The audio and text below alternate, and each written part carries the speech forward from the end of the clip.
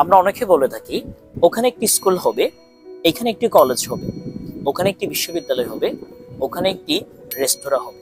এই যে ভবিষ্যতে কোনো কিছু হবে, এটাকে আমরা ইংলিশে কিভাবে বলবো? হ্যাঁ, খুবই ছোট্ট একটি স্ট্রাকচার ব্যবহার করে আমরা খুব সহজেই এই কথাগুলো ইংলিশে বলতে পারি। এবং স্ট্রাকচারটি হচ্ছে there will be plus object. For example, ওখানে একটি স্কুল হবে, there will be a school. ওখানে দুইটি স্কুল হবে, there will be two schools. ওখানে অনেকগুলো স্কুল হবে, there will be many schools. ওখানে একটি রেস্তোরাঁ হবে, there will be a restaurant. ওখানে দুইটি রেস্তোরাঁ হবে, there will be two restaurants. ওখানে অনেকগুলো রেস্তোরাঁ হবে, there will be many restaurants. ওখানে একটি বিশ্ববিদ্যালয় হবে, there will be a university. ওখানে দুইটি বিশ্ববিদ্যালয় হবে, there will be two universities.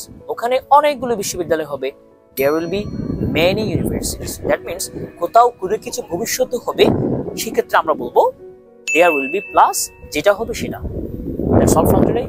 See you in the next video. Till then, stay happy. Thank you very much.